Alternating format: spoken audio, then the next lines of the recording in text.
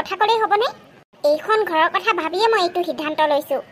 আৰু আপুনিয়ে কওকচোন, আপোনাৰ সেই চকীদাৰৰ পইচা কেইটাৰে আপুনি নিজৰ ছোৱালীজনী পঢ়াব নে আপোনাৰ সেই মৃত্যু হোৱা পত্নীৰ জীয়েকক পঢ়াব? চোৱা নীলা, তুমি জুনৰ বিষয়ে কিয় তেনেকৈ কৈছা? তাইতো মোৰেই ছোৱালী হয়। তুমিও তাইক নিজৰ ছোৱালী বুলি আঁকোৱালি লোৱা। পঢ়োৱানো কি, গভৰ্ণমেণ্ট স্কুলত যাব। দুয়োজনীকে সমানেই পঢ়াম। গভৰ্ণমেণ্ট স্কুলত যাব মানে? মই আপোনাক কি কৈ আছোঁ হা? অহা বছৰৰ পৰা যে আমাৰ বেটীক ইংলিছ স্কুলত দিম বুলি কৈছোঁ। কি ইংলিছ স্কুলত দিবা? মইতো তুমি ধেমালি কৰিছা বুলিহে ভাবিছিলোঁ। সেইবোৰ স্কুলতো বহুত পইচা দি পঢ়াব লাগে। তাইক যদি মই ইংলিছ স্কুলত দিওঁ, জুনক নপঢ়ালেও মই তাইক ইমান পইচা দিব নোৱাৰোঁ। মইনো কেইটকা পইচা পাওঁ তুমিয়ে কোৱাচোন? আপুনি পইচাৰ কাৰণে চিন্তা নকৰিব। নোজোৰা পইচাখিনি মই য'ৰ পৰা হ'লেও গোটাম, কিন্তু ছোৱালীজনী মই ইংলিছ মিডিয়ামত দিমেই। তাইক মই ভালকৈ পঢ়াব বিচাৰোঁ। ঠিক আছে বাৰু। পিছে জুনে গভৰ্ণমেণ্ট স্কুলতহে যাব। তাই গৈ থাকিব, তাইক এনেও পইচা বেছিকৈ নালাগে। এই মানুহজনক আৰু কিমান বুজাম মই? চাওকচোন, তাইক মোৰ ভাইটিয়ে লৈ যাব, আৰু যিখন ঘৰলৈ লৈ যাব তাহাঁতি কাম কৰা মানুহ হিচাপে নাৰাখে নহয় তাইক। তাইক ঘৰৰে এজনী ছোৱালী বুলি ৰাখিব। গোটেই পঢ়া পাতি চব তাহাঁতিয়ে কৰিব। পইচা পাতি যিমান লাগে ইংলিছ মিডিয়ামত পঢ়াব তেওঁলোকে। তাই পঢ়িবলৈ ইমান ভাল এটা সুযোগ পাইছে, আমিতো তাইক সেইখন ঘৰৰ সমান একোৱেই দিব নোৱাৰোঁ। সেইকাৰণে মই ভাবিছোঁ তাইক তালৈ পঠিয়াই দিওঁ। তাই কাম শিকাৰ লগতে ভৱিষ্যতো উজ্জ্বল হৈ আহিব। মই তাইৰ বিষয়ে বেয়াকৈ ভবা নাই নহয়। আপুনিহে কথাটো বুজি পোৱা নাই। আপুনি চাগে ভাবিছে মাহীমাকে ছোৱালীজনীক বেচিছে বুলি। আৰু তাই সেইখন ঘৰত পঢ়িবও পাব। এনেই সৰু সুৰা কাম কৰি দিলে সেই কামৰ বিনিময়ত মাহে মাহে পইচাটো আমিও পাই থাকিম। মই কিন্তু সিদ্ধান্তটো লৈয়ে পেলাইছোঁ। আপোনাতকৈ এজনী মাকে বেছি নিজৰ সন্তানৰ কথা ভাবে। তাই মই মাহীমাক হ'ব পাৰোঁ, কিন্তু তাইৰ বেয়াটো মই কেতিয়াও নিবিচাৰোঁ। গতিকে মোৰ নিজৰ ভাইটিৰ লগৰ মানুহৰ ঘৰ, তেওঁলোকে তাইক কেতিয়াও কষ্ট নিদিয়ে। আৰু মাজে মাজে তাই মন গ'লে ঘৰলৈও আহিব পাৰিব। এইবোৰ কথা যদি গাঁৱৰ মানুহে গম পায় মোক কিমান বেয়া বুলি ভাবিব। নাই নাই, মই তাইক এনেকৈ পঠাব নোৱাৰোঁ। মই তাক পাৰিলেও নোৱাৰিলেও ইয়াতে পঢ়াম। আনৰ ভৰসাত মই সেই মাক নাইকিয়া ছোৱালীজনী এৰি দিব নোৱাৰোঁ। চাব, কিন্তু মোৰ কামত যদি আপুনি বাধা দিয়ে পৰিণতি কিন্তু বহুত বেয়া হ'ব। এই মানুহজনী কিয় জানো বুজি নাপায়, মই একো ধৰিব নোৱাৰোঁ। এই ছোৱালীজনীয়ে বাপেকক কি যাদু কৰি থৈছে নাজানো। যেতিয়া হ'লেও ছোৱালীজনীৰ ফালে গুণ গায়। মই সিদ্ধান্ত লৈ পেলালোঁ, তাই সেইখন ঘৰলৈ যাবই লাগিব। আৰু তাই যদি নাযায় তেনেহ'লে মই আৰু মাজনী এইখন ঘৰৰ পৰা ওলাই যাম। থাকিব আপোনালোক বাপেক জীয়েকেই। যদি ইমানেই জীয়েকৰ কাৰণে মৰমে আছিলে তেনেহ'লেনো মোক কিয় বিয়া পাতিছিলে? আৰু এজনী ঘৈণীয়েক বিয়া নপতা হ'লে হৈছিলে। আপোনাৰ কথামতে এইখন ঘৰ নচলে। মই যি বিচাৰিম সেইটোহে হ'ব। এই মানুহজনীক পইচাই মূৰত ধৰিছে। তাই বাৰু কিয় ইমান অহংকাৰী? বিয়া পতাৰ দিনাখনৰে পৰা তাইক মই এটা কথাও শুনাব নোৱাৰিলোঁ। লাষ্টত সদায় ময়ে হাৰি দিবলগীয়া হয় সংসাৰখনৰ কাৰণেই। ঘৰখনত অশান্তি নহওক বুলি ভবাৰ কাৰণেই। তথাপিও তাই মোক আজিলৈকে নুবুজিলে। বাই, ভিনদেউৱে কিবা কৈছে নেকি বাৰু?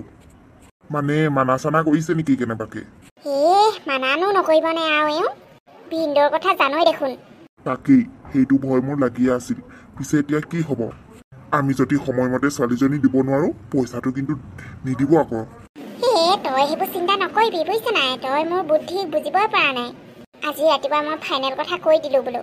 তাইক যদি নপঠিয়াই তেনেহ'লে মই আৰু মাজনী এইখন ঘৰৰ পৰা গুচি যাম। আৰু মোৰ কুবুদ্ধিৰ কথাটো তই ভালদৰেই জান।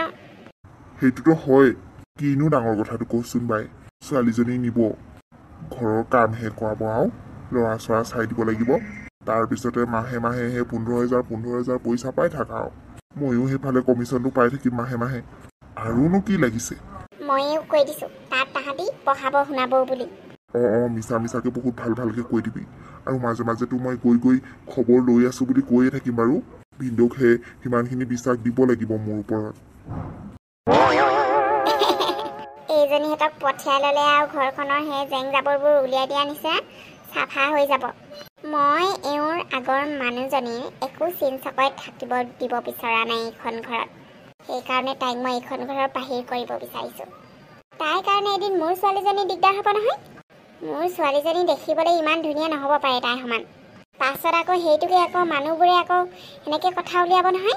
আজি যদি ভাল ঘৰৰ ল'ৰা এটাই মোৰ ছোৱালীক চাব আহি তাইক লৈ যায় তেতিয়া কি হ'ব সেইকাৰণে মই এতিয়াই আঁতৰাব বিচাৰিছোঁ বাই ভনীৰ মাজত মৰম নথকা নহয় সেইকাৰণে মই তাহাঁতৰ মাজত এইটো থাকিবলৈ দিব বিচৰা নাই আৰু তইতো জানই মোৰ এনেও ভাল নালাগে তাইক চব হৈ যাব বাই তই একো চিন্তা নকৰিবি এই ভাইৰে থাকোঁতে তোৰ একো কষ্ট নহয় সকলো কাম মই নিয়াৰিকৈ কৰি যাম হ'ব দে তই এতিয়া যা ভিনদেউৱে আহি দেখিলে ভাবিব তোৰ লগতহে মই মনে মনে কিবা প্লেনিং কৰিছোঁ বুলি তই যা গধূলিলৈ ফোন কৰি কবি ভিনদেউৰক হ'ব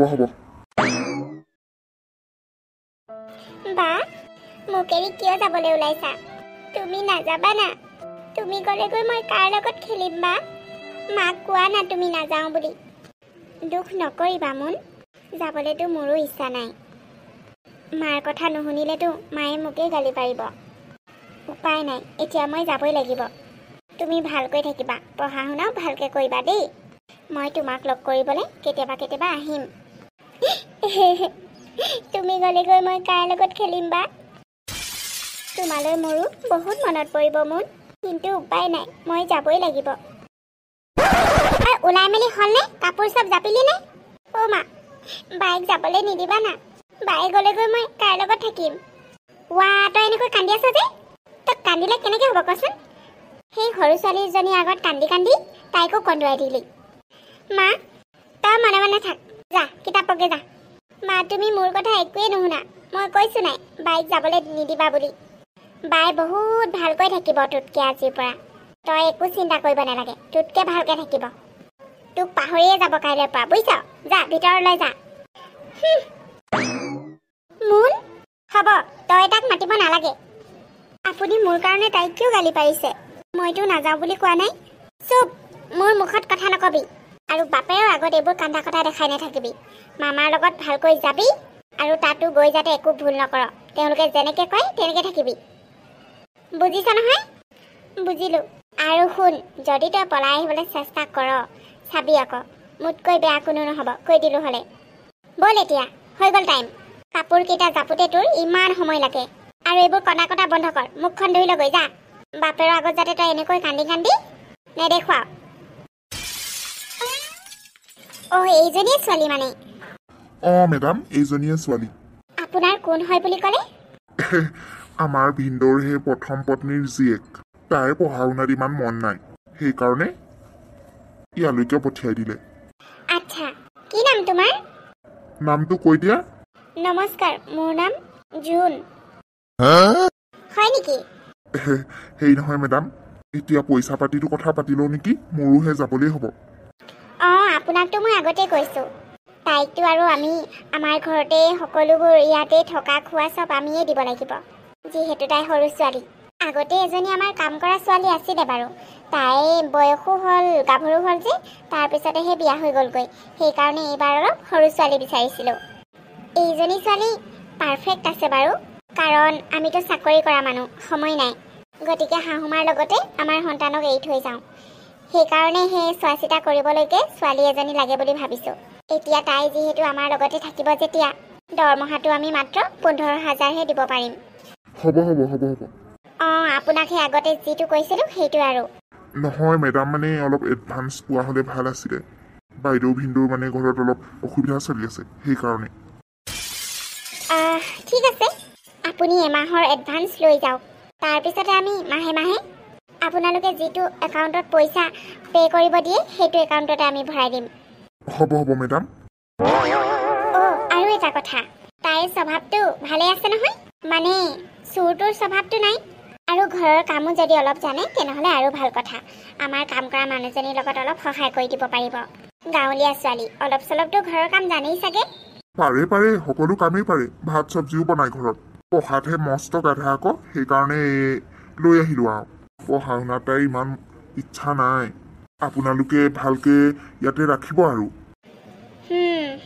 ঠিক আছে জুন তুমি ৰুমলৈ যোৱা কান্তা এইফালে আহাচোন মেডাম কান্তা এইজনী ছোৱালী মই যে তোমাক কৈছিলোঁ আমাৰ বেটাক চাবলৈ আনিছোঁ তাইক সেইটো ৰুমটো দেখাই দিয়াচোন মই যিটো ৰুম তোমাক চাফা কৰিব দিছিলোঁ ইমান সৰু ছোৱালীজনীয়ে সেইটো ৰুমত থাকিব পাৰিব জানো মোৰ ৰুমতে দি দিওঁ নেকি মেডাম কেনেকুৱা হ'ব বাৰু তুমি ঠিকেই কৈছা ইমান সৰু ছোৱালীজনী এটা ৰুমত অকলে থকাটো দিগদাৰ হ'ব ঠিক আছে, তোমাৰ যদি আপত্তি নাই তোমাৰ ৰুমতে লৈ লোৱা। মই আৰু এখন বেড দি দিম বাৰু তাত। ঠিক আছে মেডাম। মাইনা আহা। যা জোন, আজিৰ পৰা আৰু এইখনেই তোৰ ঘৰ। ভালকৈ থাকিবি আৰু এওঁলোকৰ কথা মতে চলিবি, বুজিলি নহয়? আপুনি খন্তেক বহক, মই আপোনাৰ এডভান্সটো লৈ আহিছোঁ।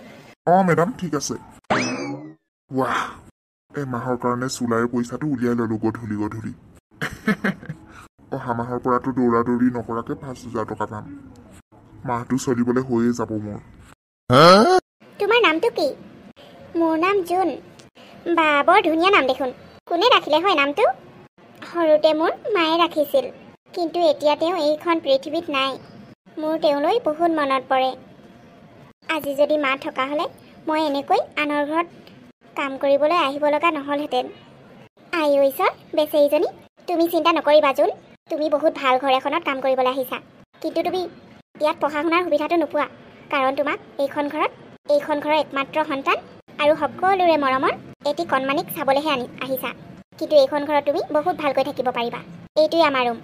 কেনেকুৱা লাগিছে ৰুমটো? তোমাৰ পচন্দ হৈছেনে? পচন্দ নহ'বলৈনো কি কথা আছে? মই ইমান ডাঙৰ ঘৰত কেতিয়াও গৈয়ে পোৱা নাই। এইবোৰ বস্তুবোৰ মেডামৰ পুৰণা বস্তুবোৰ আনি ৰুমটো সজাই থৈ দিছোঁ। আচলতে মই পঢ়া শুনা কৰি বৰ ভাল পাইছিলোঁ, কিন্তু আমাৰ ঘৰৰ অৱস্থাৰ কাৰণে পঢ়া শুনাও কৰিব নোৱাৰিলোঁ।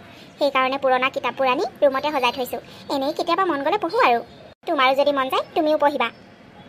তোমাৰ মামাইতো কৈছিলে তোমাৰতো পঢ়া শুনাত মনেই নাই বুলি। তোমাৰ সঁচাকৈয়ে মন নাই নেকি? মামাই মিছা কথা কৈছে। এই মামাৰ কাৰণে মই আজি ইয়ালৈ আহিব লগা হ'ল। নহ'লে মই কষ্টই মষ্টই হ'লেও ঘৰতে থাকিলোহেঁতেন। মাহীমাই বহুত অশান্তি কৰে, কিন্তু মোৰ দেউতাই মোক বহুত মৰম কৰিছিল। সেইকাৰণে মোৰ ইয়ালৈ অহাৰ অকণমানো ইচ্ছা নাছিল। এই মামাৰ ষড়যন্ত্ৰৰ কাৰণেই মই আজি ইয়াত আহিছোঁ। তোমাৰ দুখ বুজি পাইছোঁ অৰ্জুন। পিছে এনেকৈ মন মাৰি থাকিলে জানো হ'ব? ময়ো তোমাৰ দৰেই দুৰ্ভগীয়া। আজিৰ পৰা আমি দুয়োজনে মিলি লগতে কামো কৰিম, লগতে হাঁহি ধেমালিও কৰিম। ঠিক আছে? ঠিক আছে আণ্টি।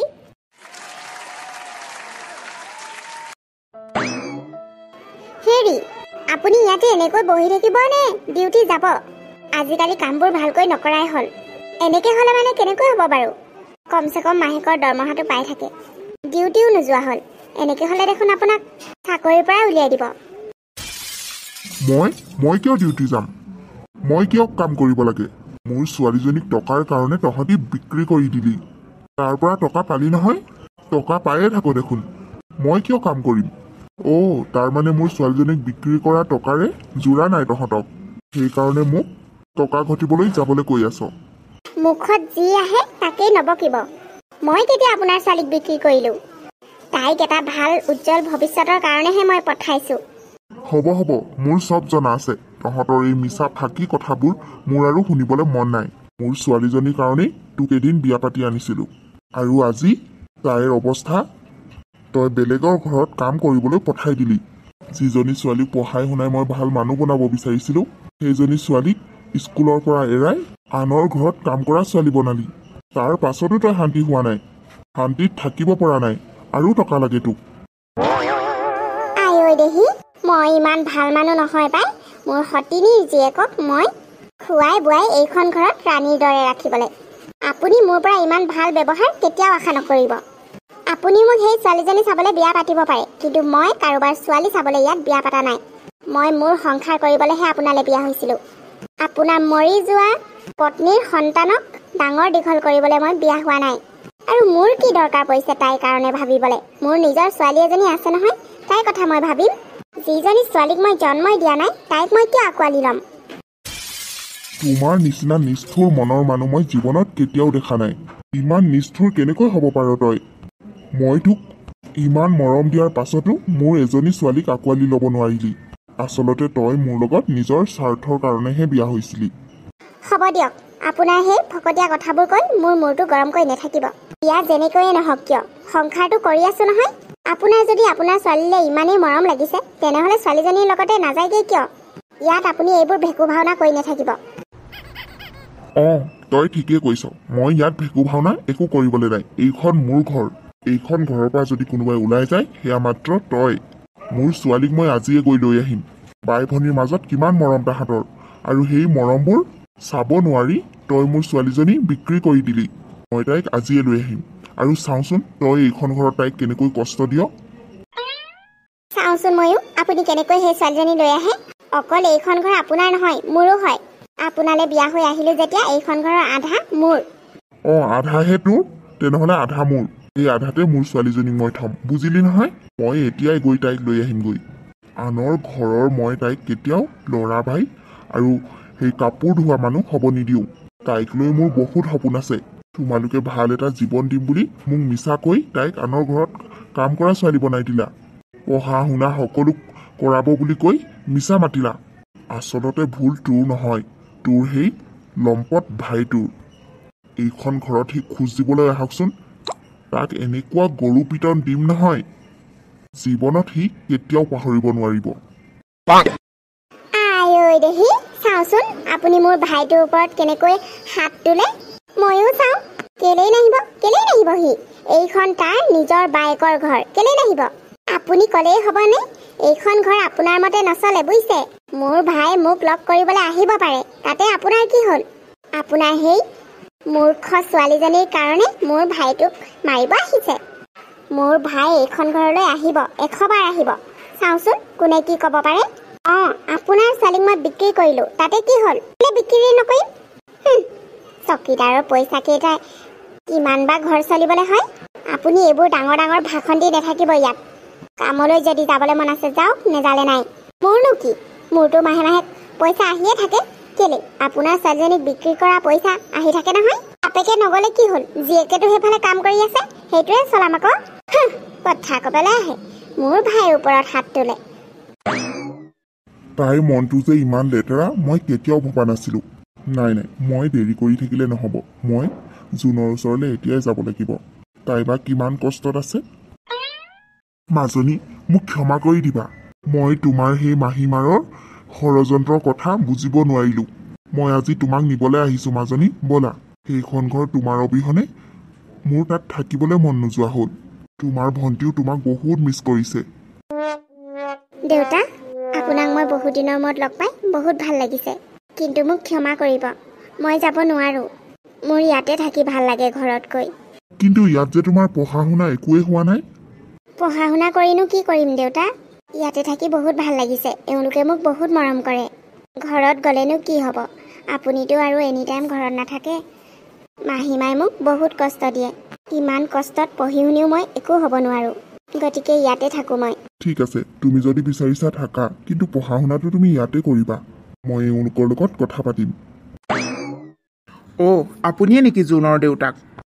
আংকল। হয়, নমস্কাৰ। নমস্কাৰ। জুনেতো ইয়াতে থাকিম বুলি কৈছে। পিছে মই আপোনালোকক এটা ৰিকুৱেষ্ট কৰিছোঁ।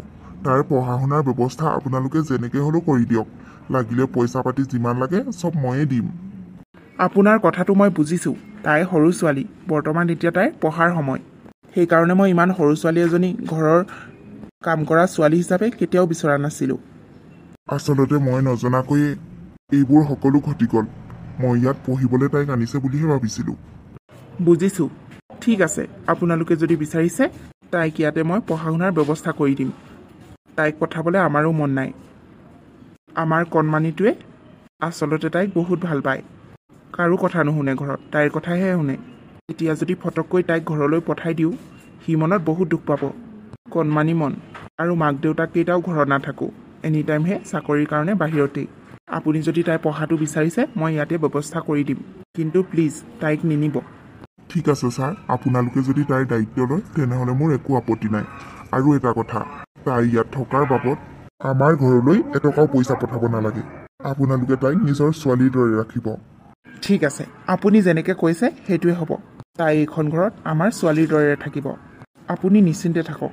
ঠিক আছে মাজনী। ছাৰ, তেনেহ'লে মই যাওঁ। মই মাজে মাজে আহি থাকিম। মাজনী, পঢ়া শুনা ভালকৈ কৰিবা আৰু ভালকৈ থাকিবা। নিশ্চয়। হ'ব দেউতা, মাজে মাজে আহি থাকিবা। মই তোমালৈ বাট চাম। আৰু তুমি বহুত ভালকৈ পঢ়িবা। পঢ়ি শুনি ভাল মানুহ হ'ব লাগিব।